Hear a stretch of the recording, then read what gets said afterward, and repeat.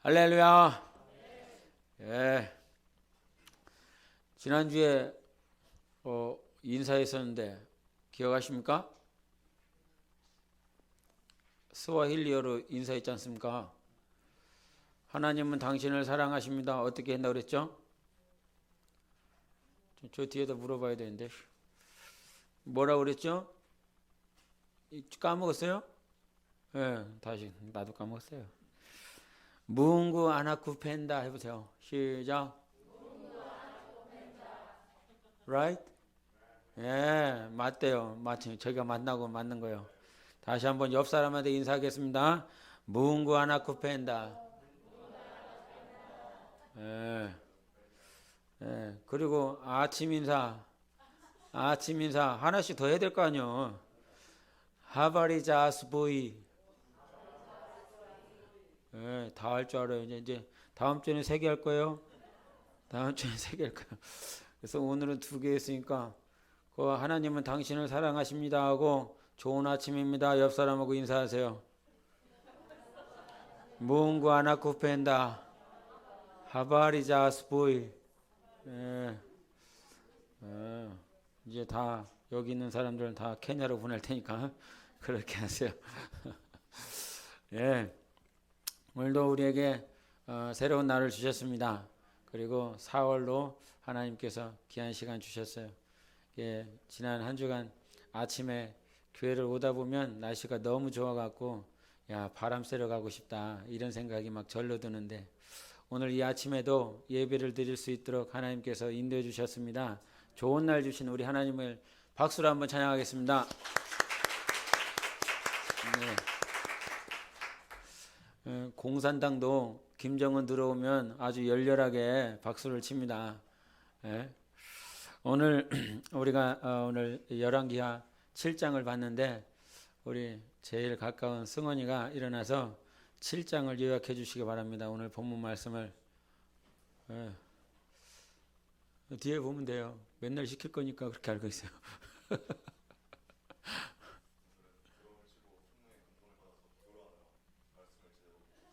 아, 그랬군요. 예. 그러면 누가 할까요? 우리 조세영 교사가 한번 하겠습니다. 아, 여기 싱어에서 잘 부르나? 아, 별 진짜 핑계가 이렇게. 우리 성경 왜 읽어요, 본문을? 왜 읽는 거예요? 모르는데. 자, 우리가 열왕기하 6장 24절 한번 보여주세요. 열왕기하 6장 24절 한번 보고 말씀을 시작하겠습니다. 같이 읽겠습니다. 시작. 이후에 아람왕 베나다시 그의 온 군대를 모아 올라와서 사마리를 에워싸니. 예.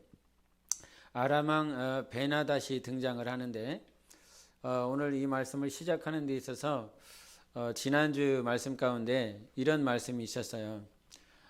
우리의 인생은 원점으로 돌아갈 때가 참 많이 있다라고 하는 것이 있었는데 기억하시는지 모르겠습니다. 원점으로 돌아갈 때가 참 많이 있다. 그래서 모세 이야기를 하면서 모세가 40년 지난 이후에도 이 40년 전에 이 애국 군사를 죽이고 난 다음에 두려워서 현실을 도피하더라. 근데 40년 지나고 난 다음에도 하나님의 음성을 직접 듣고 하나님을 경험했는데도 불구하고 주님께서 주신 그 명령을 따라 살지 않고 현실을 도피하려 하더라. 그래서 시간이 지남에도 신앙생활을 하는 데 있어서 우리는 왜 원점으로 돌아갈까라고 하는 그 문제를 잠깐 말씀을 나누었는데 오늘 6장 24절에 누가 등장하냐면 아람왕 베나닷이 등장을 합니다.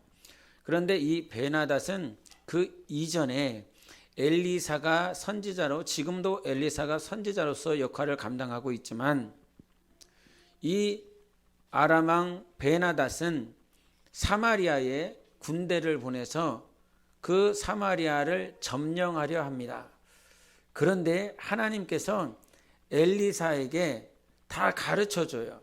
아람 군대가 이쪽 길로 올 거니까 거기서 막고 있어라. 그래서 막게 됩니다. 그 다음번에도 아람 왕은 전술을 짜서 인간의 지혜를 따라서 그 전략 전술을 따라 이 사마리아를 공격하려 하는데 또 엘리사에게 가르쳐 줍니다. 계속 가르쳐 주는 거죠. 그랬더니 그 아람 왕에게 저기에는 엘리사가 있습니다. 그래서 우리는 도저히 못 이깁니다. 그랬더니 그 아람 왕이 그러면 엘리사를 죽이러 가라 이렇게 합니다. 이것을 하나님께서 알고 엘리사가 직접 그 군대를 맞이하러 갔는데 하나님께서 그들의 눈을 가려버립니다. 엘리사를 죽이지 못하도록. 그러고 난 다음에 그 눈 감긴 아람 군대를 그 사마리아로 그 성읍으로 직접 왕 앞에 데리고 옵니다. 그리고 난 다음에 그 아람 왕이 보낸 그 군사들을 이 여호람이라고 하는 이스라엘 왕이 내가 얘네들을 여기서 죽여버릴까요? 죽일까요? 그랬더니 엘리사가 그렇지 말라고 은혜를 베풀라고 그래서 그들의 눈을 다 띄우게 하고 그들에게 먹일 것을 다 주고 난 다음에 다시 고향으로 돌려보냈습니다. 지금까지가 그 6장 24절의 전반부 이야기를 한 것인데 무슨 얘기를 하고자 하는 것이냐면 저 이스라엘이라고 하는 그 나라의 엘리사라고 하는 선지자, 이 말은 우리의 힘과 능으로는 도저히 이길 수 없는 상대가 거기에 있다라고 하는 사실을 그 아람 왕도 경험했고 군대도 경험을 했어요. 그런데 6장 24절에 다시 한번 아람 왕 베나닷이 이 이스라엘을 향하여 침공해 오는 것입니다. 우리가 왜 원점으로 돌아가는 신앙생활을 할까? 이것은 우리의 문제일 수도 있지만 이 아람 왕은 누구의 그림이라면 원수 마귀 사단의 그림인 거예요. 우리가 원점으로 돌아갈 수밖에 없는 신앙생활을 하는 이유는 무엇이냐면 나의 문제, 나의 연약함의 문제도 있지만 오늘도 나를 공격하려고 하는, 나를 속이려고 하는 그 바로 대적자, 하나님 앞에 대적하려고 하는 사단, 하나님과 나를 이간하려고 하는 마귀의 역사가 그대로 나에게 배어져 있다는 사실입니다. 그래서 십자가에서 예수님을 못 이긴다라고 하는 사실을 마귀는 그 자리에서 철저하게 경험했어요. 3일 만에 부활하신 예수 그리스도를 보면서 이제 우리가 이겼다. 하나님의 아들 예수 그리스도를 십자가에 죽였다. 그러나 3일 만에 무덤에서 사망을 이기고 일어나신 예수 그리스도를 친히 보았습니다. 그럼에도 불구하고 원수 마귀는 오늘도 속이고 미혹하고 있지요. 철저하게 구약의 역사는 인간이 연약해서 미약해서 실패하고 패배하는 모양들을 구약에 계속 보여주고 있어요. 사람은 패배하는 것 같은데 그런데 하나님은 구약을 통해서 마침내 승리하고 이기는 그림을 우리에게 보여주고 있습니다. 그래서 다시 오실 예수 그리스도는 오늘도 이 시대, 은혜 시대 가운데서 마귀는 미혹하고 유혹하고 있지만 다시 오실 예수 그리스도는 다시 한번 우리에게 예수만이 이기고 예수만이 승리한다라고 하는 사실을 우리에게 보여주고 있어요. 그래서 우리 신앙생활은 내가 지금 원점으로 돌아갈 수 있다라고 하는 것과 다른 편에는 내가 원점으로 돌아갈 수 있지만 이 원점으로 돌아가지 아니하고 나는 승리할 수 있다라고 하는 이 두 개의 대척점 사이에서 싸우고 있는 것입니다. 그래서 여러분 주님께 우리가 신앙생활을 할 때 7장 1절의 말씀이 너무 중요합니다. 한번 읽어보시겠습니다. 7장 1절 시작. 엘리사가 이르되 여호와의 말씀을 들을지어다. 여호와께서 이르시되 내일 이맘때에 사마리아 성문에서 고운 밀가루 한 스아를 한 세겔로 매매하고 보리 두 수아를 한 세겔로 매매하리라 하셨느니라. 아멘.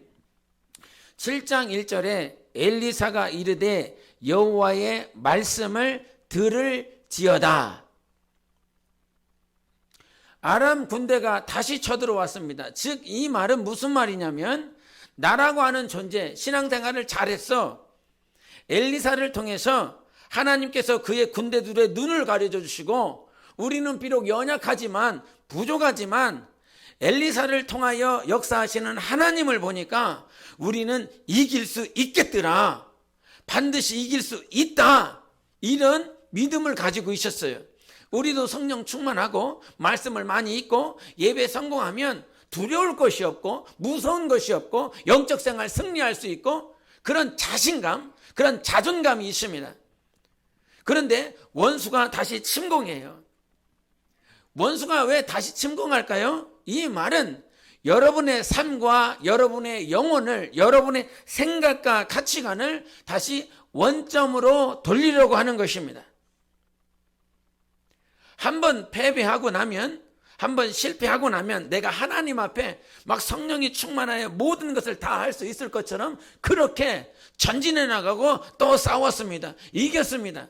그런데 골방에서 실패하더라 이 말이지요. 누가요? 다윗이 그랬어요.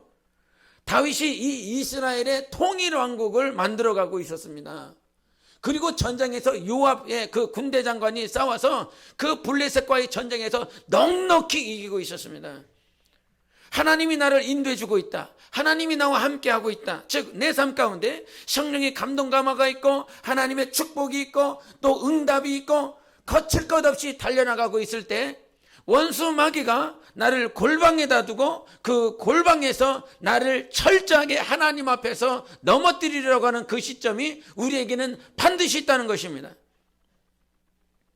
골방에서 넘어졌어요. 아무도 보지 않을 때요. 아무도 나에게 관심 없을 때예요. 그때 나는 넘어졌어요. 그래서 늘 성경은 뭐라고 말을 하냐면 아무도 보지 않을 때 너 뭐 하고 있느냐? 사람이 많이 보고 있을 때는 뭔가 열심히 있고 충성도 있고 헌신도 있고 막 하나님이 저 사람만 사랑하는 것처럼 보일 때가 있어요.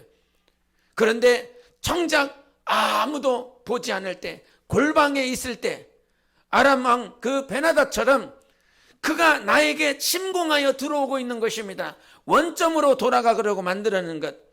근데 그 원점으로 돌아가는 것은 무엇입니까? 결국은 나라고 하는 존재는 쓰레기로구나 이거예요. 하나님의 은혜가 있고 하나님이 나를 이와 같이 사랑해 주셨는데 하나님이 그 십자가의 보혈로 나를 이와 같이 아껴주시고 오늘도 인도해 주시고 축복해 주시고 내가 상상할 수 없는 그 길로 나를 인도해 주셨는데 사람이 안 본다고 아무도 관심이 없는 이 골방에서 이와 같은 쓰레기 짓을 하고 있으니 이 생각이 이 마음이 무너지는 것 아닙니까? 철저하게 무너진 바로 그 시점이 원점으로 돌아가는 시점이라 이 말이에요. 그 시내산에서 하나님을 만났어. 하나님의 음성을 들었어. 직접 하나님의 임재를 경험했지만 모세는 그 생각이 무너진 거예요. 그 마음이 무너진 거예요. 그래서 우리는 오늘도 이 싸움을 하고 있는 줄 믿습니다.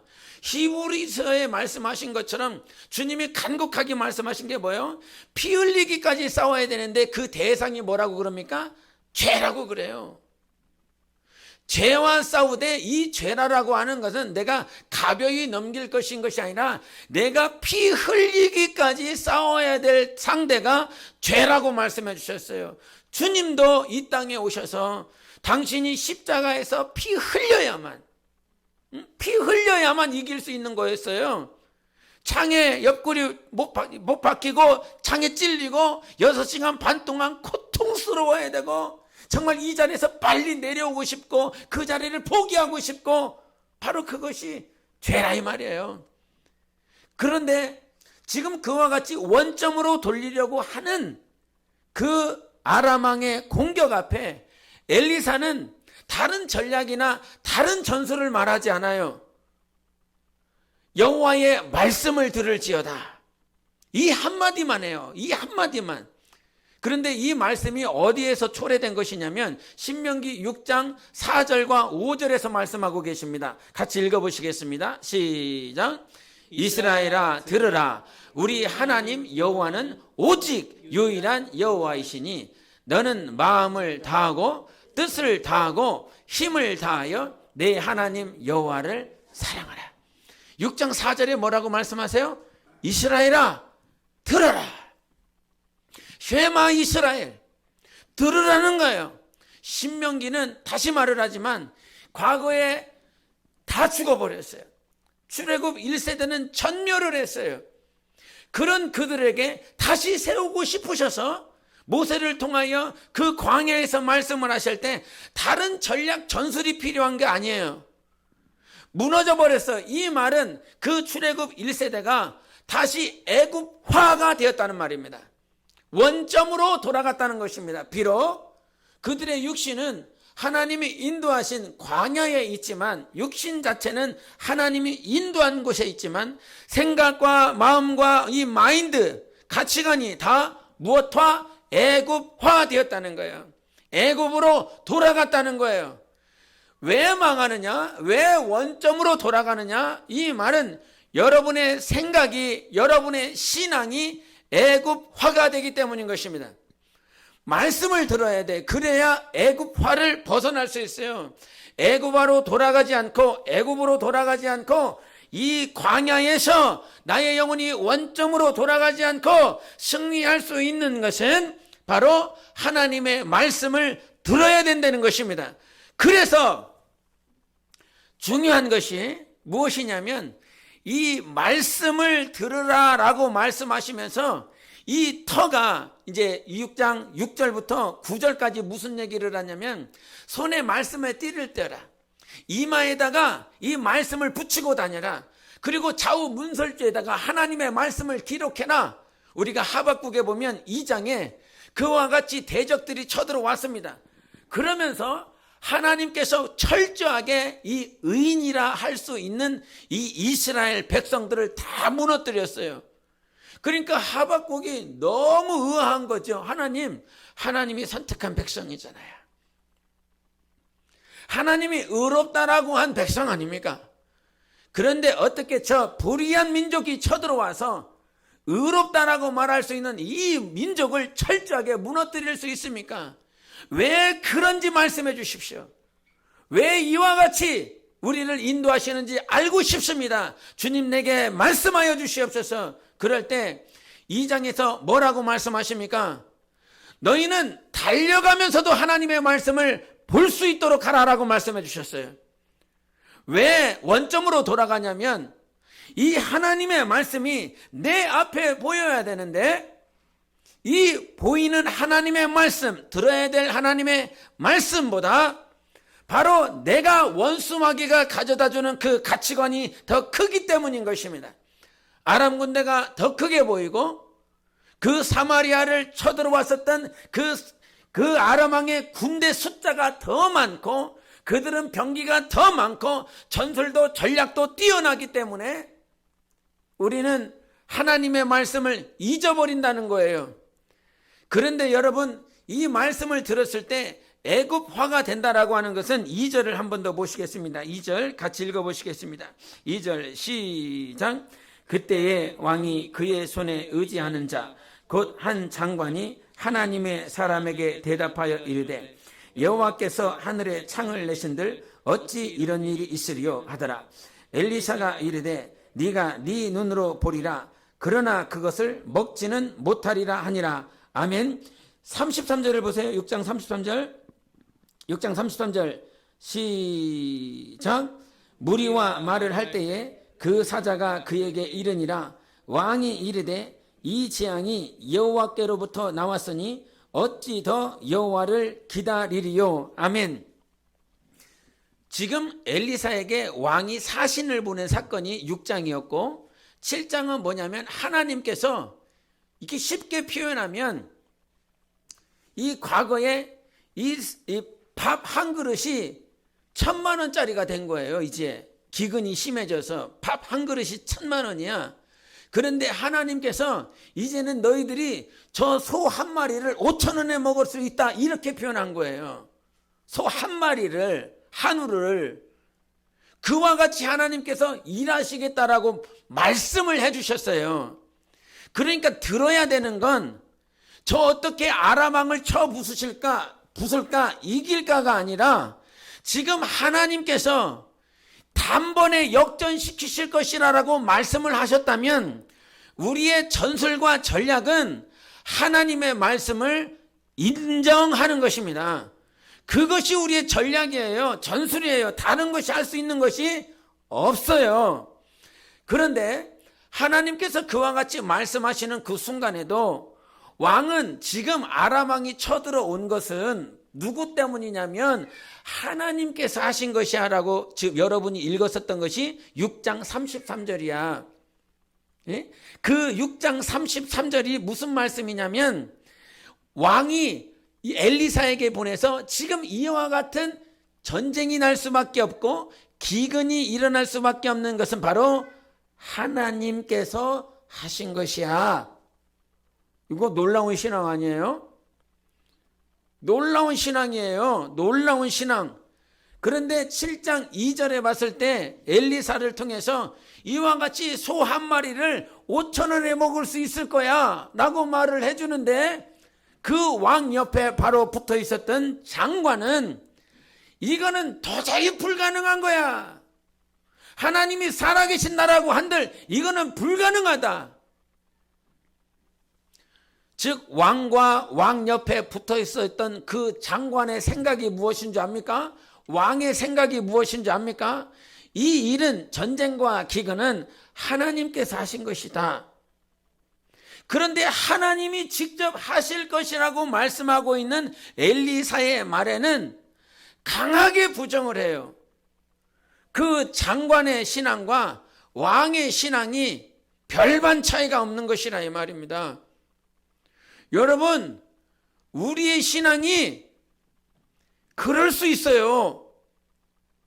자꾸 상황에 집착하다 보면 자꾸 내 생각이 애굽화가 된다라고 하는 말은 첫째가 뭐냐면 신앙이 애굽화가 된다는 말이에요. 여러분 지금 예수 그리스도를 믿으셨잖아요. 예수 안에 있잖아요. 구원받았고 천국 가고 영생에 이르는 거룩한 축복을 받았어요. 그러나 아람 왕이 쳐들어왔을 때 바로가 나에게 공격하고 원수가 공격했을 때 지금 힘드니까, 지금 어려우니까 바로 내 신앙이 애굽화가 된다. 이 말은 나의 왕이 하나님이 아니라 바로로 섬기겠다는 거예요. 왜? 힘드니까, 어려우니까. 여러분, 우리에게 주신 이 축복은 그 어떤 것으로도 바꿀 수가 없는 거예요. 어떤 것으로도 바꾸면 안 되는 거고. 예? 여러분에게 질문해 볼까요? 저에게도 질문하면서 여러분에게도 질문합니다. 내 자식이 이 세상에서, 한국에서 제일 좋은 기업이 어디예요? 예? 다 달라? 삼성이라고 치십시다. 이 한국 땅에서 제일 좋은 것이 삼성전자라고 쳐. 거기에 취직할 수 있는 기회가 한 번 있어. 그런데 내 자식놈이 평생 살면서 한 영혼을 구령할 수 있는 기회가, 저 삼성전자에 들어갈 수 있는 그 기회와 한 영혼을 구령할 수 있는 이 기회가 동시에 충돌되어졌다라고 그런다면 권사님 뭘 선택할 거요? 그러면 아멘. 진짜요? 어? 진짜냐고. 내 아들이 삼성전자 들어가는데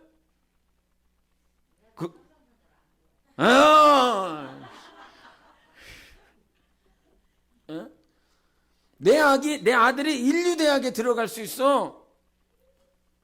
근데 내 아들이 한 영혼을 구령할 수 있는 이 두 가지 선택지가 동시에 충돌되어져서 이 기회가, 이 시간을 놓치면 이 기회는 영원히 사라지는 거야. 그러면 뭘 선택할 거야? 우리는 한 영혼을 구령하는 일에 내 자식이 인류 기업을 못 들어가고 인류 대학을 못 들어간다라고 할지라도 이 한 영혼을 구령하면 하나님께서 저 천국에서 뭐라고 말씀하시냐면 이 한 영혼은 이 천하 영광과 비교할 수 없는 영광이라고 말씀해 주셨습니다. 이 사실을 믿으십니까? 인류 기업보다 인류 대학보다 한 영혼을 하나님께서 천하 영광보다 귀하다라고 말씀해 주셨어요. 그러면 내 자식을 진짜 사랑한다면 내 진짜 영혼을 내 자식을 맡겨주신 이 영혼을 살리기를 원한다면 이거는 아주 쉽게 놔줄 수 있어야 되는 것입니다. 이것이 바로 애굽화를 벗어날 수 있는 거예요. 신앙의 애굽화. 지금 내 목숨과 내 삶과 내 비전과 내 부모와 내 자식과 내 모든 미래의 것들 때문에 어느 순간 내 신앙 자체가 믿음 자체가 힘들고 어려워서 가나안 땅에 들어가지 못하고 오히려 과거에 경험해 봤었던 바로의 영광을 사모하더라 이 말입니다. 주님이 우리에게 주신 축복은요, 여러분이 지금 가지고 있는 그 축복은 이 천하 영광과 비교할 수 없는 하나님의 복인 것입니다. 할렐루야. 우리 황금선 집사님 돌아가시면 어디 가요? 예. 그지요. 천국 가는 거요. 할렐루야. 이거보다 더 큰 축복은 없다. 예수께서 이 땅에 오셔서 우리에게 무엇을 주셨습니까? 구원을 주셨습니다. 구원받은 자인 것입니다. 그런데 왜 아람 왕 때문에 여러분의 신앙이 원점으로 돌아가려 하십니까? 하나님 때문이라며 그 여호람 왕은 하나님 때문에 이와 같이 된 것이고 하나님이 이 기근과 이 전쟁으로 이렇게 해주셨다라고 분명히 얘기를 했는데 네가 말한 것과 직접적으로 살아가는 그 삶의 방식이 왜 다르니? 예? 말한 것과 진짜 삶 가운데에서 삶의 예배는 왜 다르냐? 예? 우리가 열왕기 상하를 보면 열왕기 하에 이런 얘기가 나와요. 이 열왕기 하에 아합과 아하시아라고 하는 두 왕이 나오는데 열왕기 여러분 이 질문을 안 했네요. 엄청 중요한 질문을. 옛날에 한번 말을 한 적이 있었는데 누구한테 물어봐야 되냐? 다 알 것 같은데. 열왕기서와 역대기서의 차이는 무엇입니까? 에서 힌트를 주자면 왕을 기록함에 있어서 열왕기서와 역대기서에는 차이가 있더라. 열왕기와 역대기가 어떤 차이가 있었죠, 윤미자 권사님? 이거 마치면 같이 점심 먹으려고 그랬는데. 싫어하실 거나? 무슨 차이가 있었어요, 여러분? 역대기서와 열왕기서에 왕을 기록하는 데 있어서 무슨 차이가 있었죠? 열왕기서는 남유다와 북이스라엘의 왕을 다 기록해요. 다 기록해요? 그럼 역대기서는요? 누구만 기록할까요? 다 기록하나요? 바로 남유다 왕만 기록해요. 그래서 역대기서는 이 다윗에게 초점을 두면서 우리의 왕조가 우리의 시작이 다윗이다. 하나님 마음에 합한 자, 그가 바로 우리의 시작이다 라고 말을 하는데 여기서 한 가지 더, 다음에 또 언제 질문할지 몰라요. 열왕기서는 언제 기록했을까? 언제 기록했을까? 이 열왕기서는 언제 기록했느냐? 답을 말해줍니다. 바벨론 포로로 가 있었을 때에 이 열왕기서를 기록을 한 거예요. 그러니까 이 열왕기서를 읽는 수신자는 누구겠습니까? 그러면 바벨론 땅에 있는 이스라엘 사람인 거죠. 포로로 끌려간 이스라엘 사람인 거예요. 그런데 열왕기 상하 가운데서 여러분이 잘 아는 솔로몬과 관련된 가장 유명한 스토리가 뭐가 있죠? 재판하는 게 있었지 않습니까? 재판. 솔로몬의 재판 뭐죠? 성원이? 네, 아기가 있었죠?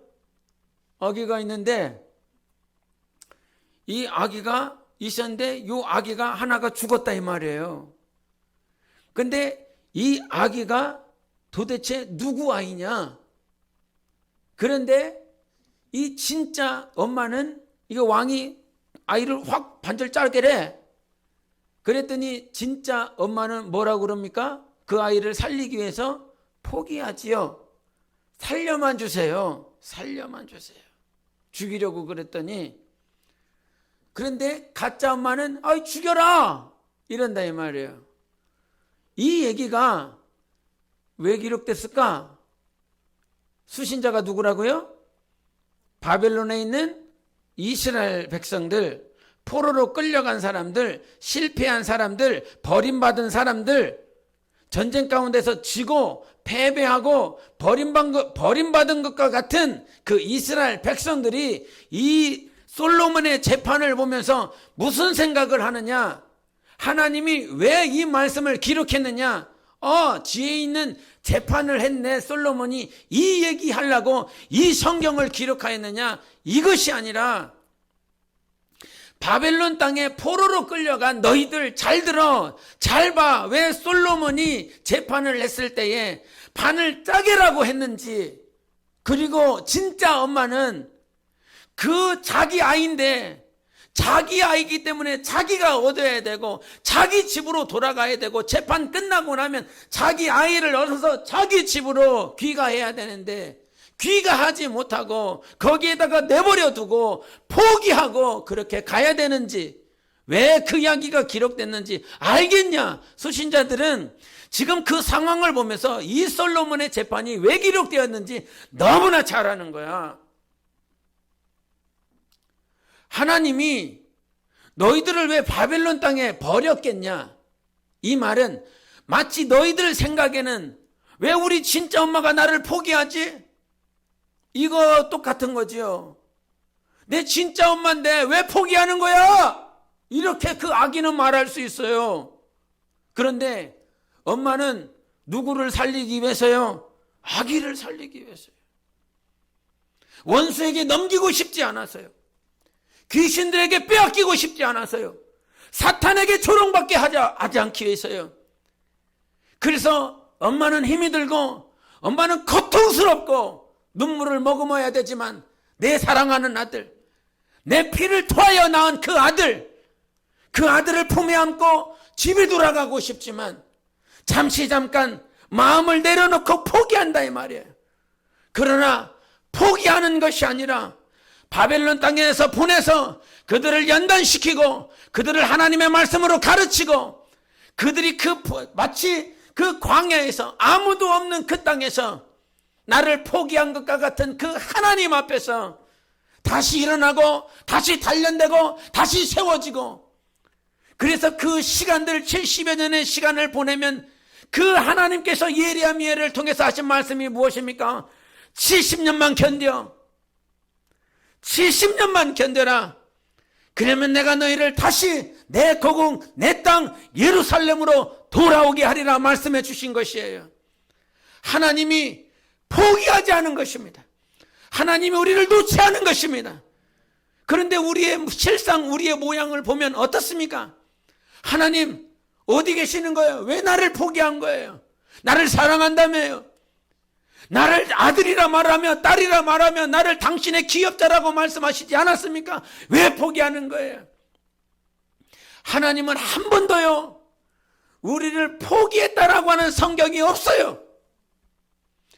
우리를 하나님께서 호세아서에 이스라엘을 얼마나 주님께서 사랑하시는지 에스겔을 통해서 이 피투성이와 같은 놈아, 피로 범벅된 녀석아, 이 말은 무슨 말이야? 아스루와 바벨론에 의해서 막 피가 난자한 거예요. 이리 찢기고 저리 찢기고 형체도 알아볼 수밖에 없는 그런 이스라엘이 되어버린 것입니다.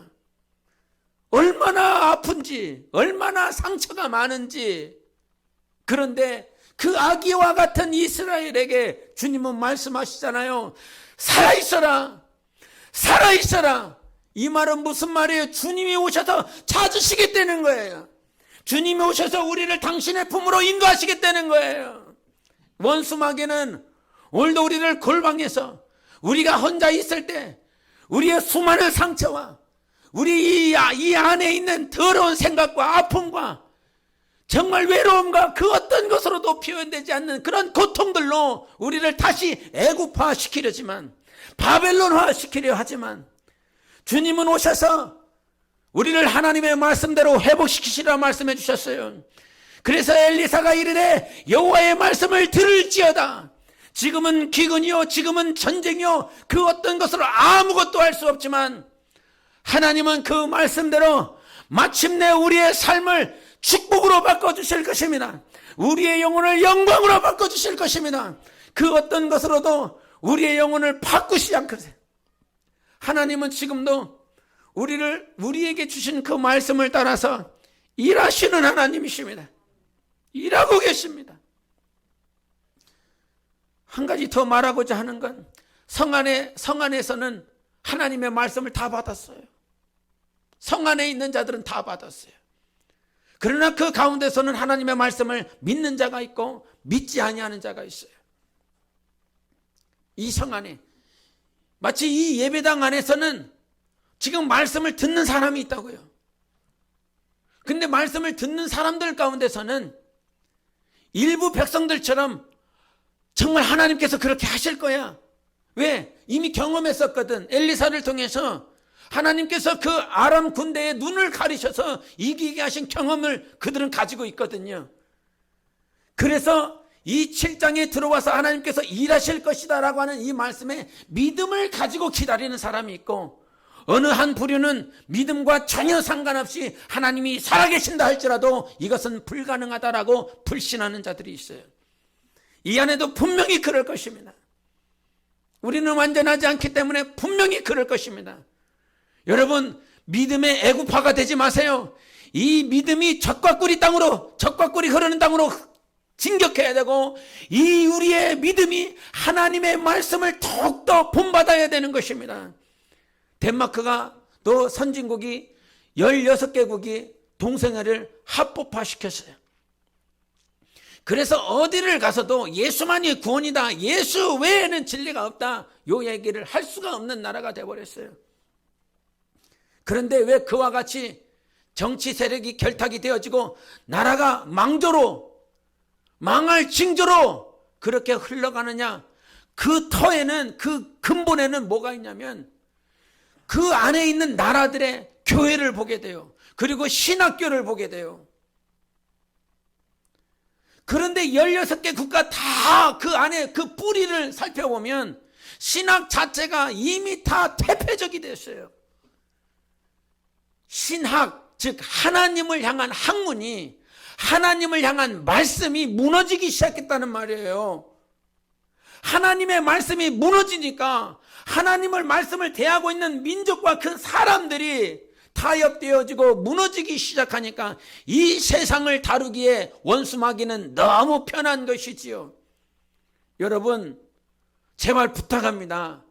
여러분의 가정에서, 여러분의 삶 가운데에서 근본은 말씀이어야 되는 것입니다. 말씀이 무너지지 아니하면 잠깐 하나님이 주신 그 고난 가운데 힘이 들고 어려울 수는 있지만 그것이 터전이 되고 그것이 힘이 돼서 마침내 열매가 맺어질 줄 믿습니다. 그 말씀이 기준이 되어야 되는 거예요. 2016년도에 칠레와 아르헨티나가 이 코파 아메리카컵 이 축구를 한 적이 있었습니다. 결승에서 아르헨티나하고 칠레가 붙었는데 아르헨티나는 유명한 축구 선수가 있죠. 누가 있습니까? 메시.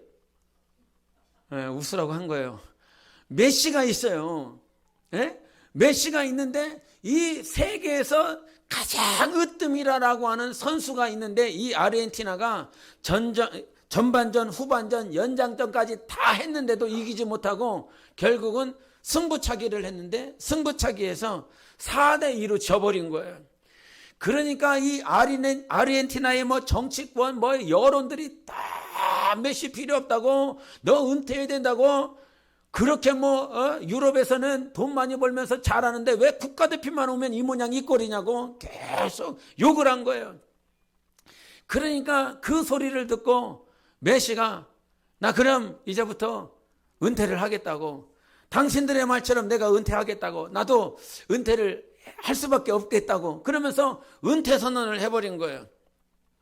근데 그 은퇴 선언을 하고 난 다음에 그 아르헨티나의 그 초등학교 교사 선생님이 메시한테 편지를 썼어요. 메시한테 편지를 썼는데 여러분한테 잠깐만 읽어줄게요. 조금만. 근데 다 읽을 것 같아. 리오넬 메시에게 당신은 아마도 내가 쓰는 이 편지를 읽지 않겠지요. 나는 오늘 축구 팬이 아닌 한 명의 교사로서 이 글을 씁니다. 나는 이번 패배로 인해 영웅이 포기하는 모습을 보았습니다. 그러나 한 가지 말하고 싶은 것은 승리에만 열광하고 패배하는 당신을 깎아내리는 사람들에게서 패배를 통해 성장한다는 사실을 무시하는 그들에게 넘어가지 않기를 바랍니다. 내가 가르치고 있는 아이들에게 이기는 것만이 유일한 가치라는 선례를 보여주지 않았으면 합니다. 졌다는 것만으로 포기한다면 오늘 하루하루를 힘겹게 살아가는 이들에게 인생의 가치가 무엇인지 나쁜 선례를 남길 것입니다. 내가 아는 아이들에게 당신이 넣은 골에 열광하라고 가르치지 않습니다. 그 한 골을 넣기 위해 당신이 수천 번이나 연습하고 있다는 사실을 가르치고 있습니다. 경기에서 2등은 패배한 것이라고 가르치지 않습니다. 진정한 영웅은 패배했을 때 포기하지 않는 것이라고 가르쳐 주었으면 합니다. 이것이 그 교사가 메시에게 보낸 편지 한 부분이에요. 이 세상은요, 2등 했으면 잘한 것 아니에요? 한국에서 2등 기업 되는 그 기업이 어딘지는 잘 모르겠지만 삼성이 1등이야. 2등이 LG일까? 그러면 LG 갔으면 잘한 거 아니야? 잘한 거 아니에요? 잘한 거잖아요. 그런데 삼성 못 갔다고, LG 갔다고, SK 갔다고, SKC 다닌다고? 에? 뭐라고 그러는 사람들이 있더라 이 말이에요. 그런 모습 때문에 당신이 모든 것들을 포기하고 모든 것들을 좌절하고 내려놓는다라고 한다면 당신을 영웅처럼 당신이 되고 싶어서 축구를 하고 있는 그 아이들에게는 과연 어떻게 되겠느냐고. 여러분, 원수는요, 오늘도 너 1등 못했잖아, 2등 했잖아, 나에게 적용한다면 한 주간 동안 신앙생활 100% 성공 못했잖아, 100%가 아닌 그 10% 깎아먹었잖아, 20% 깎아먹었잖아, 50점 깎아먹었잖아. 그러면서 원수는 우리를 공격하더라 이 말이에요. 그러니까 그 공격에 못 이겨서 나는 국가대표 포기하겠다고, 내려놓겠다고, 믿음의 애구파, 말씀의 애구파, 어떤 목적을 상실한 목적까지도 애구파가 되어서 바로를 위해서, 자기 육신을 위해서 말씀을 떠나서 살아가는 인생들이 많이 있더라 이 말입니다. 그런데 이 편지를 받았었던 메시가요, 국가대표 은퇴를 번복합니다. 넘어졌지만요, 국가대표 포기했지만요, 다시 누구의 말을 듣느냐? 당신 패배자야, 당신 2등이야 라고 하는 자의 말을 듣고 산다라고 한다면 그 메시는 원점으로 돌아가는 거예요. 그러나 이 교사의 말을 들었는지 어떻는지는 모르겠지만 자기를 격려하는 사람들, 자기를 위로하는 사람들의 말을 듣고 다시 국가대표가 돼서 뛰기 시작합니다. 이것은 무엇이냐? 원점으로 돌아간 게 아니에요.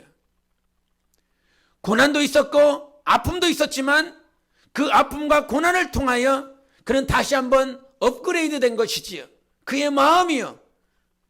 여러분, 동계올림픽 가운데 봅슬레이가 있어요. 봅슬레이 알아요? 막 타고 맹 가는 거. 그런데 보통 그 봅슬레이 경기는 자국에서 경기를 하는 사람이 좋은 기록을 낼 수 있다는 거예요. 왜 그러냐? 외국에서 오는 사람들은, 선수들은 그 경기가 벌어지고 있는 며칠 전에 와서 그 경기 봅슬레이를 탄다는 거지요. 그 슬로프를. 그런데 자국의 선수는 경기가 시작되기 이전부터 몇 달 전부터 그 루트, 그 길을 계속 탄다는 거예요. 한 달 지났으면 그 기록은 단축되어 있겠지요. 2달 지나면 단축되어 있겠지요. 똑같은 그 자리에서 넘어지지 않더라고요. 똑같은 그 자리에서 실수하지 않더라고요. 그 주간에는 실수했고 그 한 달에는 계속 그 자리에서 엎어졌지만 2달째 되니까 거기서 실수하지 아니하고 그 기록 단축을 할 수 있더라는 거예요. 여러분, 우리의 신앙은 지금 지난주에 골방에서 10% 넘어진 것 같은데 재작년에도 10% 넘어졌고 그전에도 10% 넘어지고 항상 10점을 깎이는 사람이었던 것 같은데 우리는 내년에요 1점 올라갈 수 있어요. 내후년에 2점 올라갈 수 있어요. 왜? 여호와께서 말씀하시니까, 하나님께서 그렇게 하시겠다라고 하셨으니까. 그래서 오늘 이 가운데 이 성 안에서 말씀을 듣고 있는 여러분, 작년까지만 안 됐는데 오늘 이루어질지 어떻게 아십니까? 오늘 역사가 이루어질지 어떻게 아십니까? 7장 5절과 7절을 보시겠습니다. 7장 5절과 7절을 같이 읽어보시겠습니다. 시작. 아람 진으로 가려 하여 해질 무렵에 일어나 아람 진영 끝에 이르러서 본즉 그곳에 한 사람도 없으니 7절. 해질 무렵에 일어나서 도망하되 그 장막과 말과 나귀를 버리고 진영을 그대로 두고 목숨을 위하여 도망하였습니다. 시간을 보여주는 단어가 무엇이 있습니까? 해질 무렵이라는 거예요. 해질 무렵. 아람 진영 끝에 이르서 본즉 그곳에 한 사람도 없어. 예?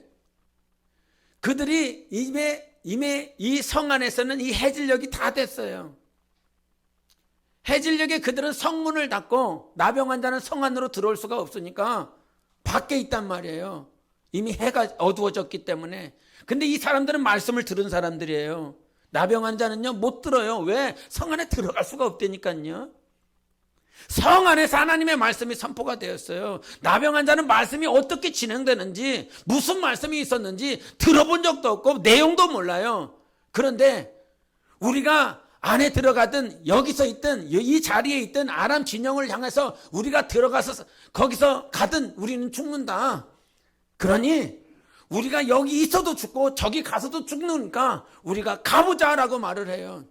여러분, 이것이 은혜라고 하는 사실을 성경을 통해서 볼 수 있어야 돼요. 오늘 내가 결단하고요, 이 나병 환자는 말씀이 뭔지를 모르는 사람이에요. 오늘 찬양했을 때 제가 은혜가 받은 건 자격이 없는데 예배를 드릴 수 있네. 자격이 없는데 하나님께 나아갈 수 있네. 나에게는 자격이 없어. 그런데 이 나병 환자도 똑같지요. 자격이 없어요. 자격이 없는 죄인인 거예요. 그 구약시대에. 그런데 이 성 안에서 말씀을 들은 사람들은 하나님께서 아무도 안 써. 말씀 들은 사람들은 말씀을 받지도 못하고 말씀이 무엇인지도 모르는 성 밖에 있었던 이 나병 환자는 하나님께서 글을 쓰시더라 이 말이에요. 가자 도전하는 거지요. 여러분, 여러분에게 권면하고 싶은 건 우리의 모든 인생은 계속 시간이 가고 있습니다. 그런데 어떤 인생은 녹슬어져 사라져가요. 녹슬어서 사라져간다 이 말이에요. 사용받지 못하고 그냥 가만히 그 자리에서 산화가 되어서 녹슬어져 가고 있어요. 그런데 어떤 인생은 달아 없어지는 인생이 있어요. 시간 가면 녹슬어 없어지는 건 자연스럽게 되는 거예요. 내가 일 안 해도, 내가 뛰어다니지 않아도 그냥 그 자리만 있으면 되는 거야. 그래서 도전하지 않지요. 그냥 녹슬어 없어질 것입니까? 달아 없어질 것입니까? 하나님께서 여러분에게 주신 달란트요, 하나님께서 여러분에게 주신 물질이요, 하나님께서 여러분에게 주신 그 육체의 삶이요, 청년의 때에 우리에게 주어진 이 시간에 녹슬어져 없어질 것인가? 달아 없어질 것인가? 그 달아 없어질 수 있도록 우리를 사용하시는 것이 은혜라 이 말이에요. 나병 환자를 하나님께서 쓰세요. 자격은 전혀 없어요. 모든 사람들이 죄인이라고 말을 해요. 그런데 하나님의 말씀이 이루어지는 일에 하나님은 나병 환자를 쓰고 있어요. 하나님, 우리를 사용하여 주시옵소서. 나를 사용하여 주시옵소서. 녹슬어 없어지는 인생이 아니라 달아 없어질 수 있도록 도와주세요. 우리는 자격이 있어서 하나님 앞에 사용받는 것이 아니에요. 하나님께서 예수의 보혈을 우리에게 허락해 주셨기 때문에, 구원해 주셨기 때문에 자격 없는 자를 하나님께서 사용하고 있는 것입니다. 원점으로 돌아가는 그런 모습들이 지난 주간에 우리 안에 있었을 거예요. 마음과 생각들이. 그러나 엘리사를 통해서 이 이스라엘, 그것도 북이스라엘이에요. 철저하게 우상만 섬겼었던 나라라 이 말이에요. 그런데 하나님은 우리에게, 예수 그리스도 안에 있는 자들에게 은혜를 말씀해 주셨어요. 그 은혜가 무엇인지 사도 바울은 계속 얘기를 하거든요. 사도 바울의 서신서의 공통점을 한번 보겠습니다. 우리 로마서를 보여주세요. 로마서 같이 읽어보십시다. 긴데 시작.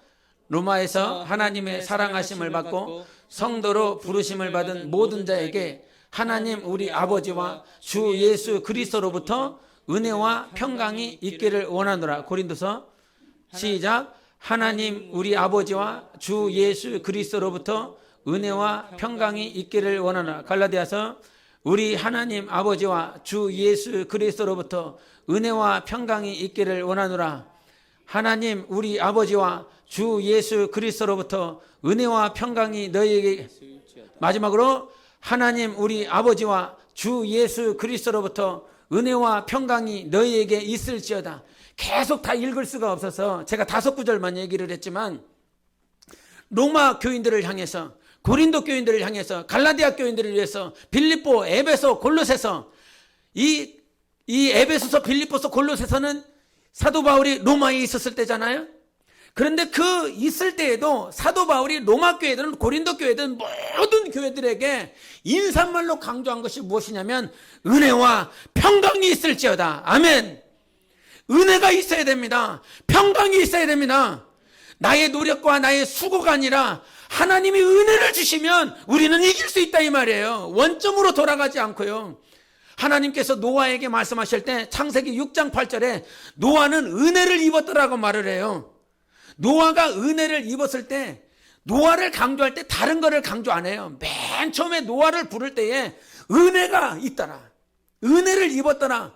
그러면서 6장 9절에 뭐라고 말을 하냐면 이 노아는 하나님께서 당대의 의인이라고 말씀해 주셨고 하나님께서 항상 저와 동행하는 그런 사람이었더라고 말을 해요. 은혜를 받은 것이 하나님과 동행할 수 있었고, 은혜를 받은 것이 하나님 앞에 의인으로 살 수 있는 능력이 된 거예요. 그래서 방주를 지을 수 있는 은혜가 있었고, 많은 자들에게 너희들 방주 안으로 들어온다라고 전할 수 있는 능력이 되었었고, 그 심판의 때에도 방주 안에서 승리할 수 있는 원동력이 하나님께 은혜를 받으면 승리할 수 있는 것입니다. 은혜를 받으면 가능하다 이 말인 것입니다. 나병 환자와 같은 나도 오늘도 죄를 범하고 문둥이와 같아서 하나님의 임재, 하나님 앞에 나아갈 수 없는 내 모양이라 할지라도 오늘 엘리사가 그 백성들에게 하나님의 말씀을 들어라 라고 말씀해 주셨어요. 이 말이 무슨 말이에요? 그냥 듣고 끝나라는 말이 아니라였습니까? 이 말씀을 신뢰하세요 여러분. 하나님은 오늘 우리 가운데, 비록 이 성 안에 있는 사람들은 나병 환자들이 지금 어떻게 일하고 있는지 볼 수가 없어요. 즉 이 말은 하나님께서 어떻게 일하고 있는지 우리에게 잠시 잠깐 보여주지 않고 있습니다. 내 삶에 하나님이 주신 그 말씀이 어떻게 일하고 계시는지 안 보인다 이 말이에요. 그러나 안 보인다고 해서 하나님께서 잠잠하신 것이 아니라 오늘도 내가 전혀 신경 쓰지 않고 있고 내가 모르고 있는 사람을 통해서 나병 자와 같은 자를 통해서도 하나님께서 내 영혼과 이스라엘 성읍과 이스라엘 백성들을 향하여 하나님이 일하고 계십니다. 그러니 우리가 해야 될 것은 나병 자야 잘 가라, 전술을 잘 짜라, 저 진영을 향해서 적진을 향해서 전진해 나가라, 이런 말을 하는 것이 아니라 여러분에게 하신 말씀을 들으세요. 신뢰하세요. 신뢰하면 주님께서 일하십니다. 우리 하나님 멋지신 분이세요. 전능하시다 이 말이에요. 우리의 믿음이 애구파가 되지 않기 원해요. 우리 하나님을 이 정말 종재기와 같은 그릇에다가 하나님 여기 들어가세요. 하나님 요거밖에, 그것이 자기의 그릇이라 이 말이야.